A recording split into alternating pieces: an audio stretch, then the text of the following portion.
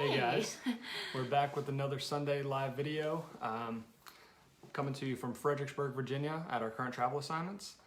Tonight we're going to be talking about student loan repayment or investing using the money that we made from travel therapy, or that you guys might be going a similar path to us. So we're talking a little bit about what we've done, some options that you have as far as paying down debt, investing, and we'll get started. Sorry guys, we're having a little bit more technical difficulty today. Something's going on with the internet, so if you guys may have caught us just a second ago, we were on a 2-second live video, but now we're here and I think the internet's working okay. So like Jared said, tonight we wanted to talk a little bit about some different options that you have as a travel therapist that might help you to pay down your student loans a little quicker. Either that or be able to invest more if you choose to go that route, or maybe both. If you plan to be able to hurry up and pay off those student loans so that you can have the opportunity to invest early in your career or even later in your career. Basically, the gist of the whole thing is that you can make higher income as a travel therapist, so you have a lot more financial options, whether that's paying down debt or investing or saving for whatever it might be, a house, that sort of thing. So we want to talk about some of those financial aspects, since there are so many travel therapists or therapists out there that are considering travel therapy for the purpose of financial gain. So that's what we're going to be chatting about tonight. So for anybody who may not know us, my name is Whitney Aiken and this is Jared Kazaza, and we are both doctors of physical therapy. We have been traveling physical therapists for going on 4 years, and we both started working as travel PTs right out of school.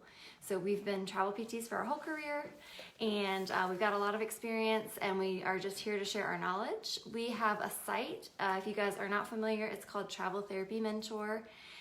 We'd appreciate it if you guys would follow our site if you want to join in and learn more about travel therapy. We do these videos every Sunday, every week, on different topics, and we're just kind of here educating the future travel therapists out there.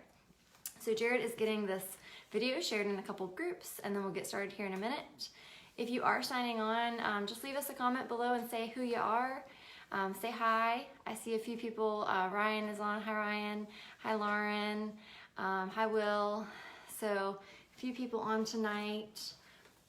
So if you are joining in with us, just say hello and let us know kind of why you're here and what you're thinking about travel therapy. We'd love to know, who you are, if you are a current travel therapist or a student or a current therapist who's thinking about switching to travel. We'd love to know who you are. So we're going to get started talking about our topic tonight in just a minute, talking about pay and all that fun financial stuff. Hi, Ryan. Ryan is our personal promoter of our MedBridge affiliation. Thanks, Ryan. So I see a few new guys are joining on. If you guys are joining on, let us know who in here has student loan debt. If you have student loan debt, please just comment below and say me, because we have student loan debt and we understand what it's like, and we understand that that's a lot of the reason why people get into travel therapy. We hear it all the time. Current students or recent graduates, or even therapists that have been out for a few years are like, how am I going to tackle all the student loan debt? I feel like my whole paycheck is going to my student loan debt. So those of you guys out there that have student loan debt, give me a hands up, because I know that there's a lot of you out there, unfortunately. Lauren, hi Lauren. I know Lauren has some student loan debt that she's looking to fight off when she graduates in just a couple of months. So we wanted to talk about some different ways that travel therapy can help you meet that goal of tackling your student loan debt and moving on with your life into your career as a therapist and not having this looming over your head. And then we also wanted to talk about the alternative, which we've chosen to do, which is actually kind of deferring our loans, paying the minimum, and using money instead to invest for our futures and our retirement. So, so I see a few new of you have joined on. Hello, if you're just joining us. Okay, Jared, let's chat about higher pay as a travel therapist and what that can mean for you guys. Yeah, so for an example, we've done a video in the past about pay that you guys can go watch if you're interested in that. But as a quick overview, as a traveler, you get taxable pay, and then you also get non-taxable pay, assuming that you have a taxed home. Which means that you get stipends for living expenses, meals, incidentals, which means that the taxable pay that you get as a traveler is lower. But your overall take-home pay is a lot higher. And for example, on this contract, we're making almost $1,800 a week after taxes. Whereas in this area, a permanent job would probably pay somewhere around, a similar permanent job to where we're working would probably pay somewhere around $70,000 a year, especially to a new grad or, us only a few years out of school. So after taxes, that would be somewhere around $970 a week. So that's almost double what we're making as travelers in this area versus what we would make if we were a permanent therapist in this Or area. almost half. So we're making almost double as a travel therapist in this area after taxes of what we would make in this area as a permanent therapist. So of course, making almost double, it's much easier to pay down student debt quickly if you wish to do that. And initially when we started traveling, that's what our plan was. We were going to pay down our debt as quickly as possible and then start saving. And it wasn't until after I really started to do the calculations that I realized that it might not be best for us to do that, and it might be actually better for us to invest instead. Yeah. So of those of you that are tuning in, who is going into this thinking, I'm going to just hammer down that debt?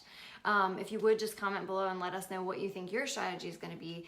A lot of people have been able to do that. They've just been able to jump right into travel therapy and just hammer down their debt, put their heads down, put all their extra income towards that debt and get it paid off in a year, 2 years, 3 years. So if that's your plan, if that's your goal and you're tuning in with us tonight and you're planning on just paying off that debt as quickly as possible, just comment below and just give us like a money emoji. That way we'll know, you are the ones that are just trying to make that money, pay that student debt off, be rid of it. And that's honestly the majority of people, I would say, that are probably tuning in with us are thinking, I'm just going to use this extra travel therapy money, just put it straight towards my student loans, make those extra payments, get them out of here and get them off my shoulders, which is really nice.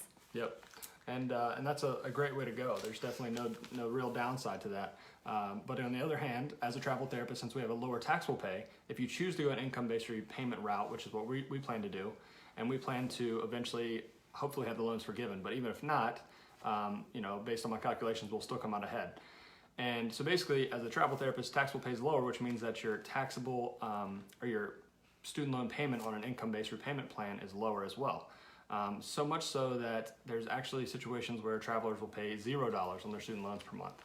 But that still counts as a payment towards student loan forgiveness after the 20 or 25-year period, whatever plan you choose. So this can be a confusing topic, and it was really confusing for me at first. When Jared and I first started looking to travel therapy, he was looking at some alternative ways of how we could maximize our finances, and I didn't really get it. I didn't really get all these student loan repayment options, and well, if we make extra money, why would I go on a student loan forgiveness thing when I could just pay it down? So that's what a lot of people ask us is like, why would you do that, or what's the difference? So when we discovered this, there are different types of student loan forgiveness programs. There's the public service loan forgiveness, which is a 10-year program. There's the pay as you earn, which is a 20-year program. And there's a revised pay as you earn, which is a 25-year program. So, 25 as long as you have graduate debt, which everybody watching this probably has graduate debt. Right. So what we've actually, after doing some calculations and Jared doing a lot of research, what we've learned is if we actually make 25 years of qualifying payments based on our income, which at this moment, based as a traveler, it's only based on your AGI. It's not based on your total income. It's based on whatever your AGI is. So as a traveler, your AGI is actually lower because your taxable pay on your paycheck is lower. And that's all your AGI is based off of, is your taxable pay. So basically what we're getting at is you are going to defer some of this loan money for later because you're just going to pay the minimum for a certain amount of time. Meanwhile, you're going to put your extra cash that you're making into investment accounts that you can put and kind of pay yourself first in a way. So pay yourself for later. Put money into your 401k, put money into your IRA that you'll have later when you retire. Now, granted, this money is going to grow and grow and grow your student debt, and that worries a lot of people. Like, oh, I'm just going to pay the minimum. That's barely even going to cover the interest. Like, why would you do that? So Jared has done a ton of research on this, and sometimes I think he talks a little bit over people's heads like mine. If you're like me and you don't know as much about finance, we want to kind of break down exactly why it would benefit you to do that instead of just paying it off financially. And we're going to talk a little while in like the emotional aspects of that and the mental aspects of that, because you're not, you're seeing that number grow over time, and that can be scary and emotional for a lot of people, which isn't fun. But just from a strictly financial point of view, you can see, Jared will kind of explain from a financial standpoint how it might benefit you. Yeah, and it is kind of scary to watch the student loan balance grow, but you also have to remember that your investment accounts are growing. And so I've written several articles on this. If you guys want to post in the link or in the comments. I can link to that post if you guys want to see the 2 posts I wrote. One is about paying $0 in student loans as a traveler as far as monthly payments, and then the other one was about how much I've been able to come out ahead by investing instead of paying down the debt quickly. I did the calculations. It was a huge pain to do it, to figure out exactly how much further or how much behind I would be if I'd paid off my debt quickly. But it's interesting to see the calculations. So basically the thing that's pretty cool about the revised pay as you earn, which is the one that we've chosen to go off of, is although you are watching your student debt increase over time, over 25 years, that balance is going to grow because of interest. This revised pay as you earn, it has an additional benefit where part of it is not capitalized, right? Half of the accumulated interest each month is subsidized. So for example, let's say that your debt is $100,000 and your interest rate is at an amount that basically you're accumulating $1,000 in interest per month, let's just say. So that would be a really high interest rate, but let's just say $1,000 a month, and your payment is $0. So you're a traveler, you're investing heavily into retirement accounts, your adjusted gross income is so low that your payment is $0. Instead of that $1,000 being added directly to the balance like it normally would be, only 500 of that is added to the balance, which basically means that your interest rate is cut in half. And that's a huge benefit of repay. And that's why we chose repay, even though it's 25 years for forgiveness instead of 20. So initially I wrote repay off completely because, like, why would you want to pay 5 extra years? But that, as a traveler, that is a huge benefit, that subsidized interest each month. Right.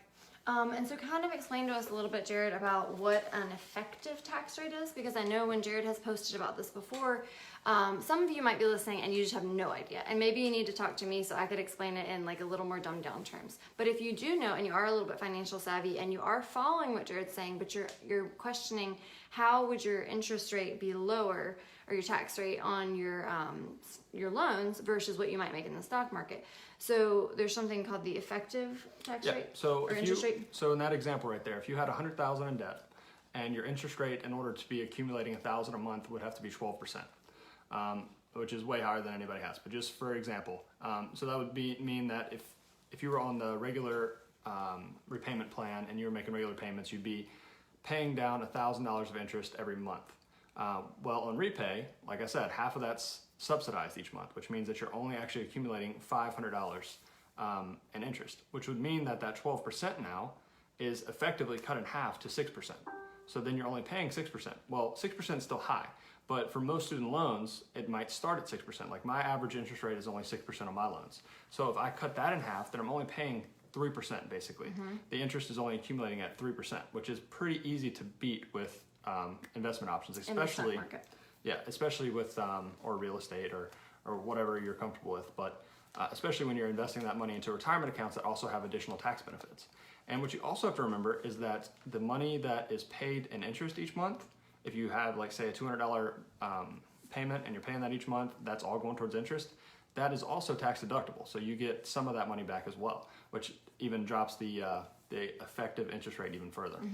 So if you think about it like this, if you guys have ever heard of people saying that there's good debt, for example, like a mortgage, if you have a pretty low interest rate on your mortgage, why pay that off? Why put all your cash into paying that off early when you can just let that ride out and you can instead take your cash and invest it in real estate or the stock market where you're going to earn a higher interest rate, it's going to grow more in investments because the average return on the stock market is what? 8%? So the average return has been somewhere between 8 and 10%, whether you're looking at real return, meaning that taking into account inflation, or nominal return, not taking into account inflation.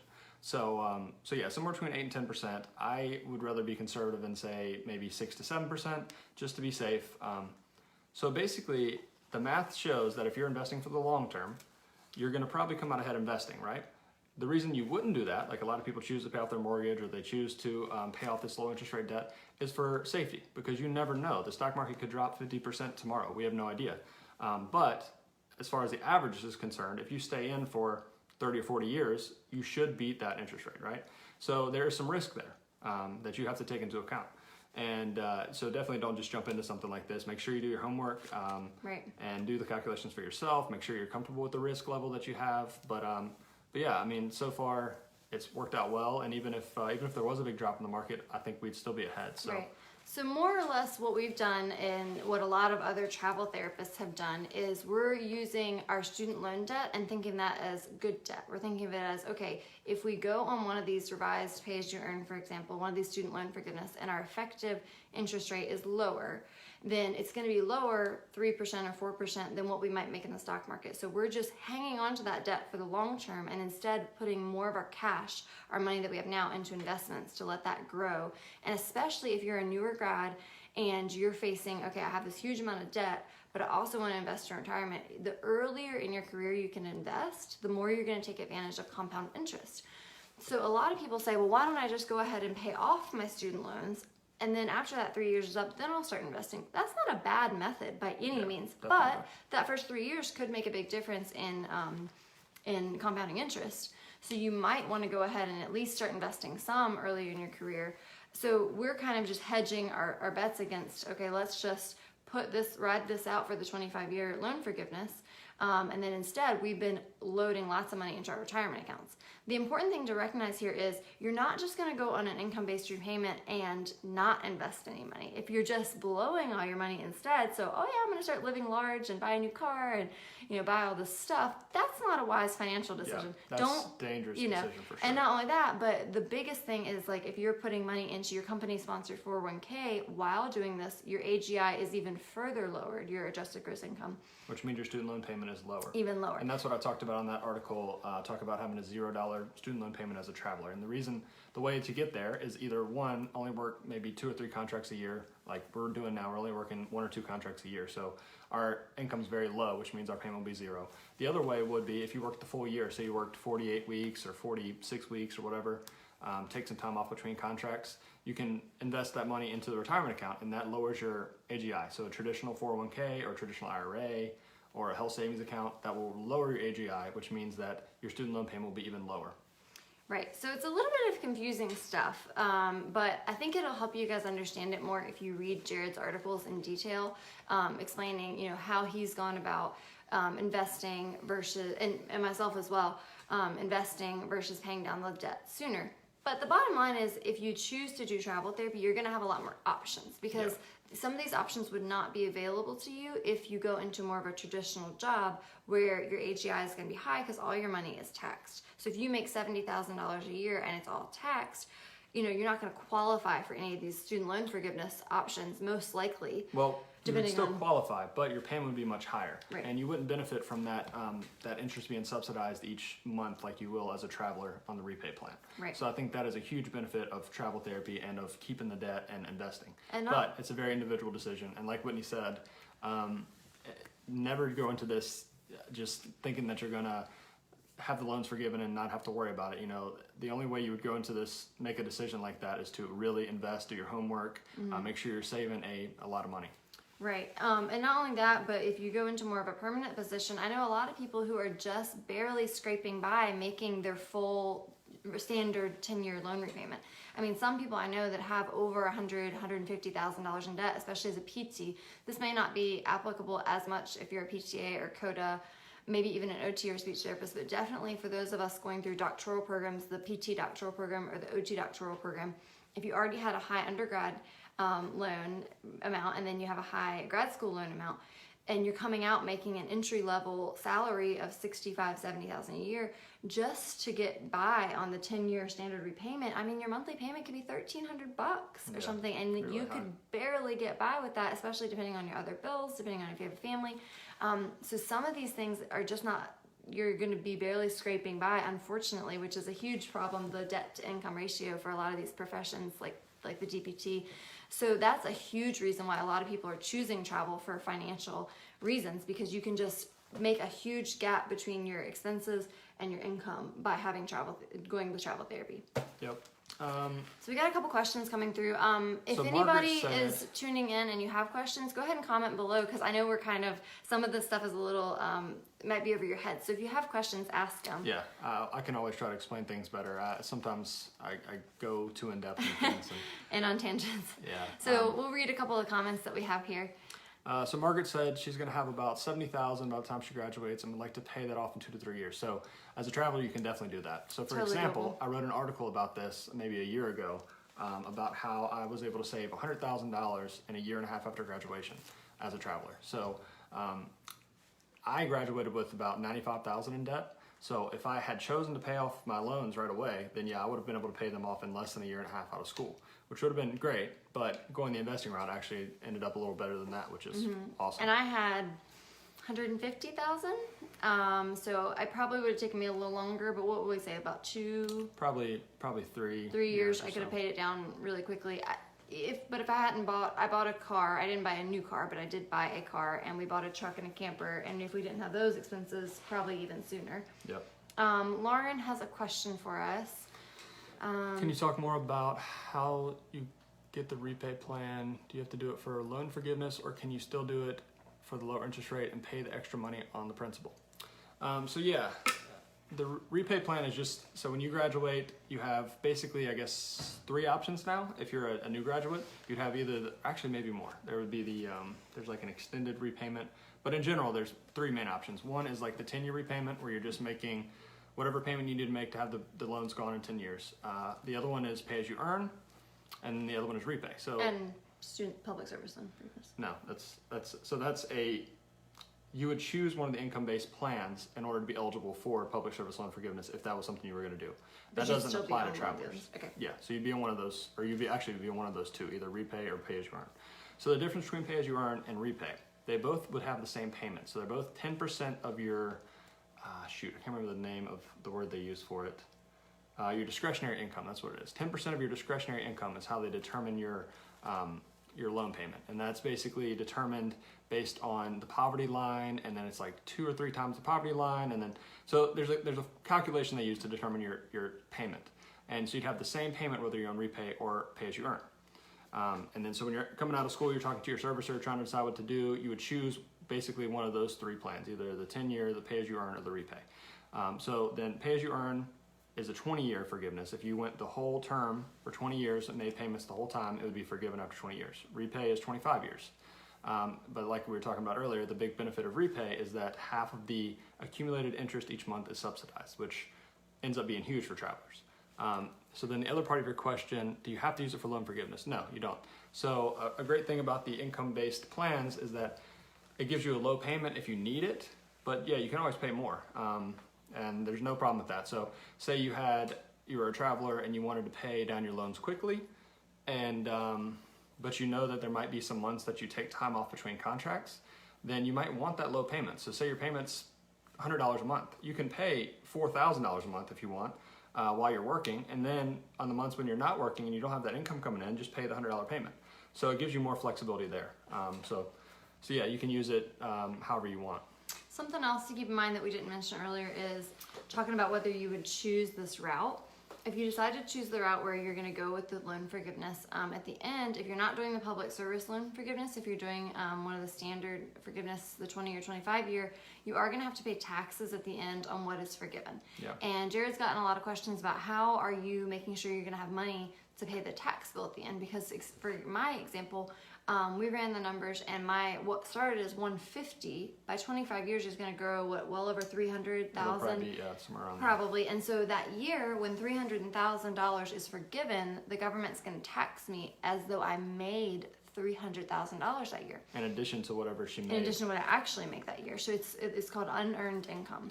Yeah. So that year, I'm going to have a huge tax bill, which actually could be tens of thousands of dollars. Yeah, it's probably going to be somewhere around, I don't know, 70 to 100,000, depending on what tax. So I might have to actually write a check that year, 25 years, when I'm 50, for $70,000 to the government that year. So you need to make sure that you're investing wisely and keeping some money in an accessible account for when that tax bill comes around. Yes. So you're putting some of your money aside in something you can access, like a high yield savings account or something of that nature. So that's a question that people have, is like, oh my gosh, well, how am I going to make sure that I have the money to pay that tax bill at the end? Well, you need to plan financially wise. You're not just blowing all your extra money. You're saving and planning for that. Yeah, and so you can't have all that money in just retirement accounts. You do need some money outside of that to plan for that. But yeah, 25-year time horizon gives you a lot of time to figure those things out. But it's definitely something you need to have a plan for before you start. And people are looking at it thinking like, oh my gosh, well then how do you come out ahead? And we really have run the numbers, even accounting for that extra tax bill at the end. So basically I'll end up paying back whatever my tiny payments are every month for 25 years, plus I'll end up paying back that $70,000 tax bill. So I'll end up paying, over $100,000 probably over the 25 years. But I will have gained so much by those 25 years of investments growing that it will way outweigh that $100,000 of cash that I'm going to pay. Yeah.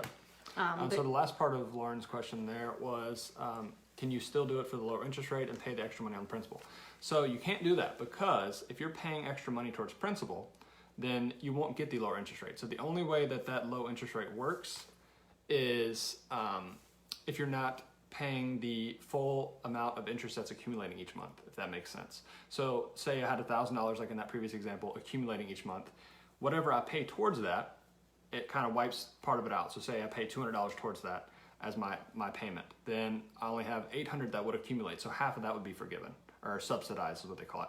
So then $400 would be added to the balance. But if you're making a payment, so say your payment's $1,000 and you make a $2,000 payment, then you're completely paying all the interest. So there's nothing there that month to be subsidized. So you wouldn't actually get a lower effective interest rate that way. So the only way that you're getting that is if you're not paying a payment high enough to cover the interest. Does that make sense, Lauren? Hopefully. Clear as mud. Yeah. All right, a couple more questions coming through. Hannah wants to know, do you think that you need to commit to traveling for a decent amount of time for investing to make more sense than paying off the student loans? That's a really good question, because a lot of people just go into this thinking maybe I'll travel for a year or 2 years before I want to settle down and have a family, right? So It's a really good question.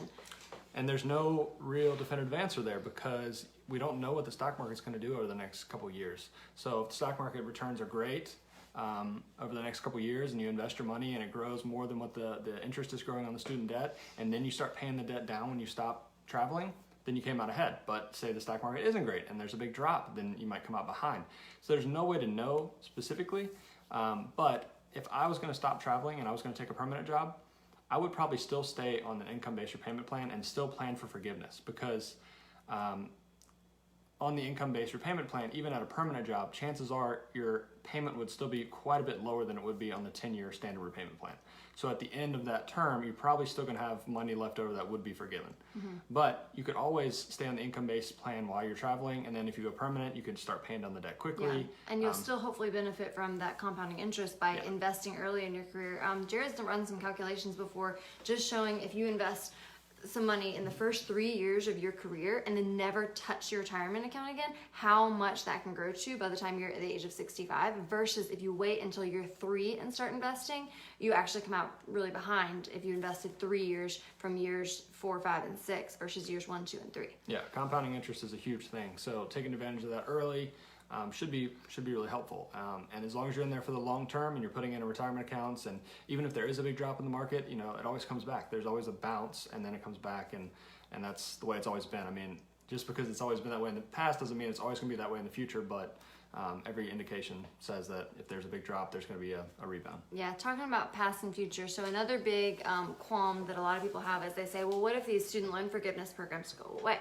Well, our answer to that is always there would have to, you don't know, I mean, none of us know, but for the most part, we think that everyone would be grandfathered in, because there's no way they're just going to take away these programs and expect that all of us, all of these people that have been doing it for this many years, who now our interest has grown, that they would just be like, oh, sorry, and we're it's not not doing even that just anymore. that. So that would just be purely us Speculating. Speculating. But even more conclusive than that is that when we've signed a promissory note, when we took out loans, if you go back and look at your promissory note, probably most people didn't read that, but I did.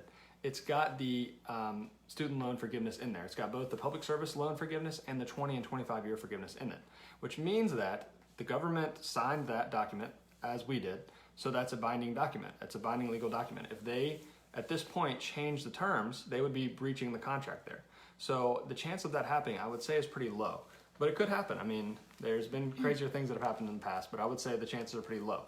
But along that same line, so the calculations I do to figure out whether I want to invest or pay down the debt, I'm assuming that it never gets forgiven, just to be ultra cautious. And that I'll have to pay off that full loan balance at the end. And because of the repay plan, where I was saying if we make a low payment and half of that's subsidized, and that basically drops the effective interest rate, and what I anticipate my investment returns will be, even if I had to pay that full amount at the end, I would still come out way ahead.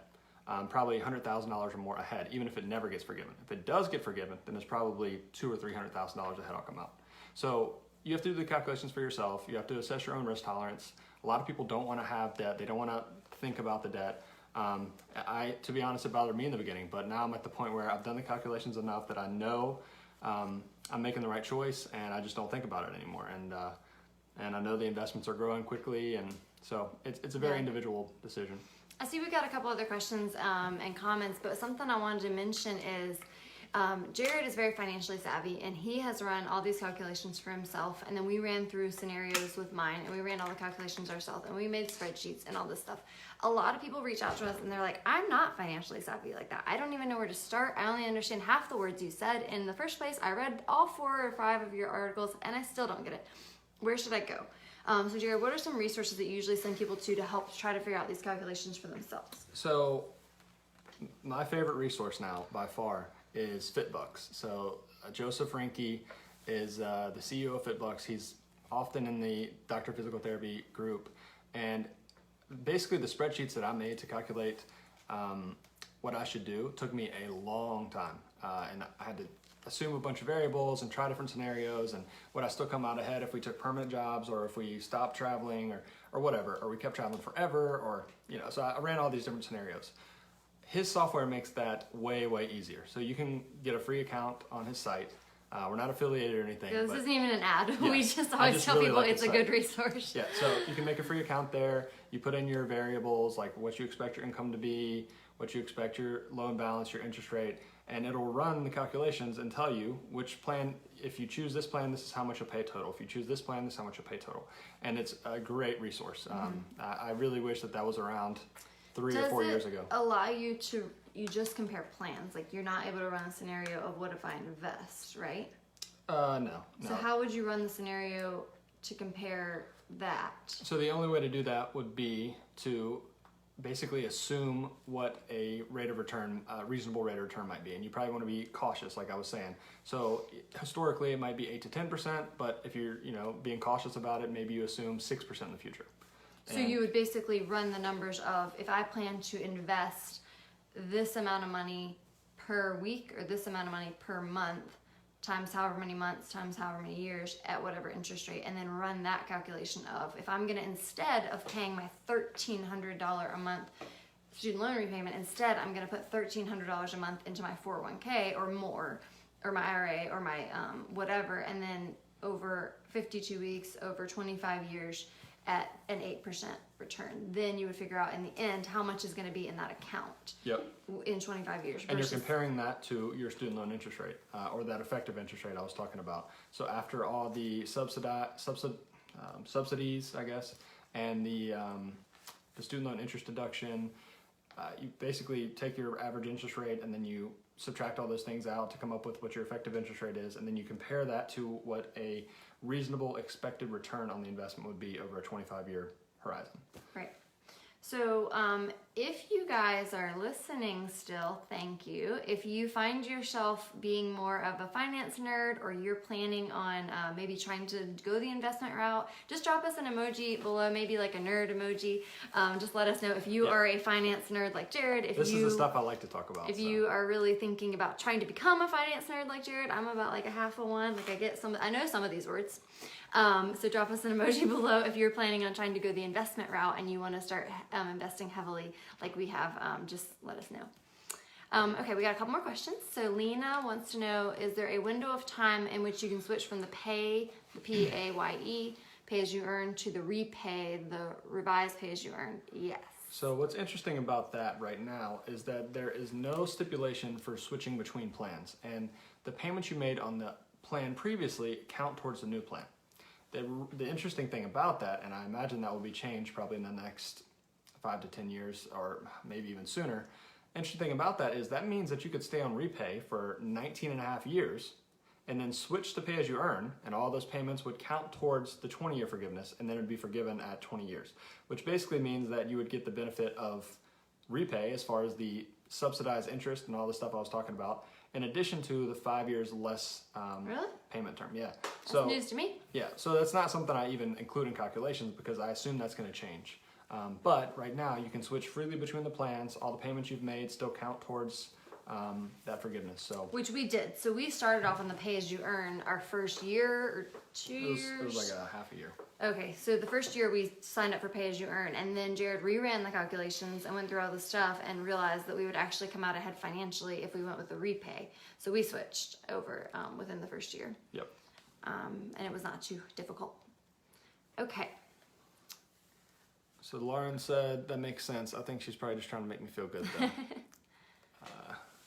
Or rather, should one stay with pay-as-you-earn with perm and switch to repay once travel? So your payment won't matter in that situation, like I was talking about earlier. Which plan you choose, the payment will be the same. So if you were at a permanent job and you're making enough that your payment would be high enough that you cover the whole interest accumulated each month, then it won't really make any sense for you to be on repay. But yeah, you could be pay-as-you-earn while you're permanent, and then if you go travel, you could switch to repay and take advantage of that that subsidy for if you're not covering your full interest accumulating each month. And then if you go back permanent, you could switch back. Right now that's fine, but in the future it might not be. Yeah. Ryan says that Jared is the mayor of Finance City. Thanks, Ryan. I always tell people Jared sometimes I think is more interested in finance than he is in physical therapy, although he's still a good physical therapist. But he is super financially savvy and it's fun. But sometimes I get lost in the conversation because I don't understand it as well as he does. But if you guys have questions beyond this video and you want to chat about finances as a PT or finances as a therapist, feel free to send us a message and we can chat about it some more, or we can give you some more good resources chatting about finances as a therapist or finances as a travel therapist. Oh, Rachel actually asked, what are your favorite resources for investing? So she's talking about learning about how to invest. So the book she's talking about there is the Boglehead's Guide to Investing. So that's what anyone that asks me for basics on investing or trying to get started, I think that's the best resource because it talks about why you probably don't want to choose individual stocks. Like you don't want to go and like try to pick stocks. Like that's usually going to be a losing bet, especially for someone that doesn't have a lot of time to invest in it. It talks about why choosing a fund with high fees is probably a bad idea, and probably just tracking the index with index funds is passive index funds is probably the best way to go.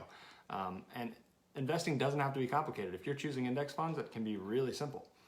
So anyway, the book that's got to investing. What he's talking about is like you sign up for your company sponsored 401k, or you sign up for an individual, a Roth, or a traditional IRA. Within that, you need to pick which funds it's going to be invested in. So if you have never had an investment account or retirement account and you have no idea what it even looks like, you basically just sign up for this account, you deposit money in it from your savings or your checking, or it pulls off your check every week. Then within that, you have to choose which funds it's going to be allocated to.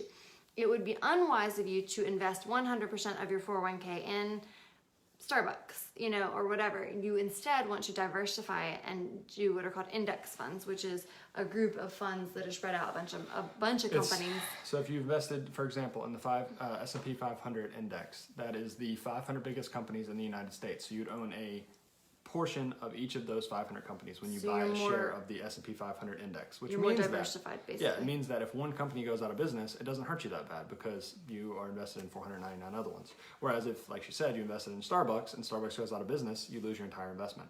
Yeah. So it's more risky when you choose individual stocks, but index funds are a lot less risky. Yep. So Boglehead's Guide to Investing. Another really good one is The Simple Path to Wealth. That was when I read that book, I was a little farther along in the journey, so I didn't learn a ton. But if you're starting out, that is the go-to book, I would say. Mm-hmm. It would be so those two are great. A lot of people are really into what's his name? I'm just drawing a blank on his name. Talking about Dave Ramsey? Yeah, Dave Ramsey. A lot of people are into Dave Ramsey. We don't agree with everything that Dave Ramsey says, but if you have no financial knowledge, some of his stuff is a good place to start just to learn a little bit about finance. I would not go to him for investing advice, though. He recommends funds that make him money, so I would do research outside of Dave Ramsey on anything investing related. There's some good podcasts that Jared likes to listen to. Choose FI or Choose Financial Independence is one. Going back and listening to some of their earlier ones, they're starting to get into more niche type interviews these days, but some of their early ones might talk to you more about the basics and kind of like join a community of other people who are financially minded and trying to learn. They have a good Facebook group. So along with that Simple Path to Wealth book, the guy that wrote it, J.L. Collins, he wrote a series of articles. I think it's probably like 20 to 30 articles he wrote on index fund investing. And it's basically, he wrote those articles and then he took all those articles and condensed it, or kind of condensed it, but turned it into a book. So you could actually just go back and read his articles, but it's jlcollinsnh.com, I think. And that's a really good resource for investing. Yep. But send us a message if you want to know more about that. Benny looks like her mind is blown. I can understand, Benny. I hear ya. Lena says, thank you. It's good to know I don't make enough for interest with perm. Yeah, so your payment's still low enough that you would still be maybe benefiting from repay in that situation. At least right now, while you can switch freely between the programs, if it ever, like there was legislation passed that you couldn't switch back and forth, then it might make sense for you to be on pay as you earn, because it's only 20 years to forgiveness instead of 25 years if you're planning to go that route. Hi, Debbie. Debbie says, hi, Jared. Thank you for answering my questions earlier today. What do you recommend for someone that's my age, 49 years old, and ready to enter this industry? How do you recommend I tackle paying back my loans? So Debbie, I didn't talk to you earlier, but how long have you had the loans? Or how long have you been out of school? Is one question, because you could be 49 and just graduated last year. You could be a new grad. I don't know. How long have you been making payments? Yeah, and I wouldn't say the advice would be really different based on your age, because you still have a long time horizon. At 49, at least 40 or 50 years, you're probably expecting to have investment returns. So I wouldn't say that the advice would be any different for someone 49, 50. Maybe if you were like 65 or 70, it would be different advice. But I would say 49, you could still go either way. You could pay it off quickly, or you could... Oh, you'll be graduating. Okay, so you're still a student. So yeah, it kind of, like Jared said, you could pay them go off either quickly, way. or you could go the investing route. Just that website FitBucks I was talking about is a great place to go there. Enter your information, all the variables you have, and try to determine based on that what you think would be best for you. But yeah, either way would still work. Yeah. I see a couple new people have signed on. Hi, David. If you guys have questions about pay as a travel therapist, paying off student loans early as a travel therapist, or investing as a travel therapist, please comment below and we can help you out, or you can send us a message after the video is over and maybe glad to give you a little bit of nuggets of advice and knowledge. Debbie says, I have about 15 years in this workforce. So yeah, it might be a little different. Yeah, so 15 years, if you were it might make sense more in your situation to go with the income-based repayment and eventual forgiveness, because if you're going to be, say you retire in 15 years and then you have 10 years of lower income because you're withdrawing Social Security and from retirement accounts and things like that instead of earning income, then it might make more sense for you to go that route, but then you have to save for that tax bill at the end. So it's just something to be mindful of. That tax bill is going to happen somewhere between 20 and 25 years. So if you can save and invest now and have the money set aside for that in the future, then that might be a better way to go. If you feel like you can't trust yourself to do that, like save for retirement and save for this tax bill, then it might be better to just pay it off quickly and be done with it before you ever get to leaving the workforce. Yeah. So just to kind of recap everything we talked about tonight, thank you guys so much for joining in. A big thing that we talked about is, as a travel therapist, you can in fact make higher income. You just need to make sure, the big thing is keeping your expenses low. So some travel therapists just break even because they spend a lot of that additional income on housing and moving between contracts and that sort of thing, and they just blow extra money by eating out or whatever they might be doing. So if you can keep your expenses low, you can make a huge gap between your income and your expenses, and you can use that extra income however you would like. If you have a lot of student loan debt, which I know a lot of you probably do, you can use that money to aggressively pay down your loans very early in your career, get them off your back, and then move on with your life and use your money to do other things with. Or you can go with an income-driven repayment plan, pay the minimum on your loans for 20 or 25 years, and instead use that extra income to invest heavily in retirement accounts, which is what we have chosen to do.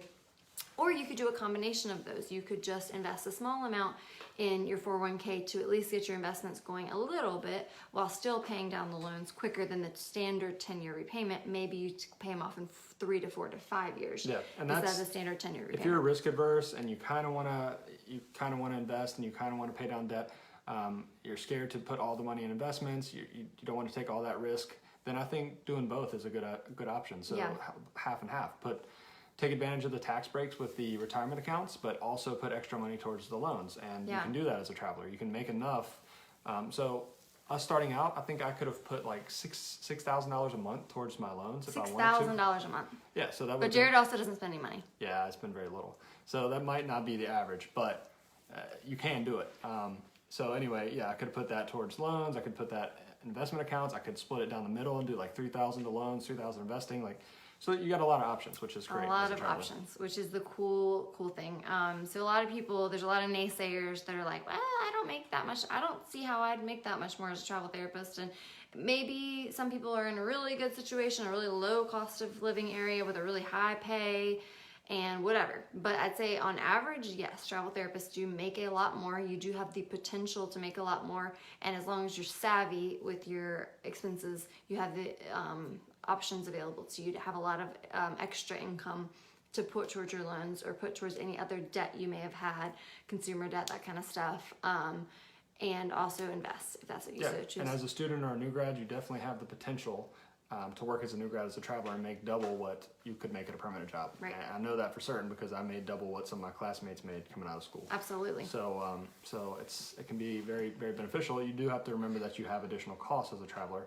So take that into account, but double is a huge amount more. Yeah. It's a lot more. So thank you for those guys who hung out with us for this whole evening. If you don't mind, if you would just click the like button below, like the video, maybe share it or tag a friend that might be interested in learning more about what travel therapy is, how they can make more money as a travel therapist, how they might be able to tackle their student debt as a travel therapist. I'm sure that all of you, especially those that are students, have friends that are like, oh my gosh, I'm gonna have so much debt. I don't know anything about student loans. Tag them below, type their name below, share this with them. We'd be happy to, even if this video was way over their head and they didn't get it, we'd be happy to message with them, arrange a phone call with them so they can help understand how travel therapy could be an option for them, even if it's just for the first couple of years of their career, to be able to increase their income, pay down some student loans real quick, or start investing, either one. And if you guys want the articles that I wrote about that, I can link those in the comments. Just let me know if you want me to put those in there. And then, let's see, like always, if you're interested in travel, you have any questions, check out our website, traveltherapymentor.com. If you want recruiter or company recommendations, send us a message. We can help you out with that. Or if you just want to comment recruiter below, we can help you get started with your travel therapy journey. That's usually the first step, is getting in touch with some good companies and getting your foot in the door. So if you want to comment recruiter below, we can send you some of our company information so y'all can get started and hopefully start making more money and start paying down those student loans and, start putting some money in the bank. So we'll be back Sunday, or are we going to do Monday? We'll let you know. We're going to be out of town next weekend, so we may have to push the video back to Monday, or we could do it on the road, but we'll see. But yeah, we'll see you guys next week, and, tune in next week for another video. Yep, and if you guys have any ideas about for us to talk about, let us know. If not, we'll come up with some topic. Yep. Thank you so much for joining us tonight, and we'll chat with you guys later. Yep, see ya. Bye.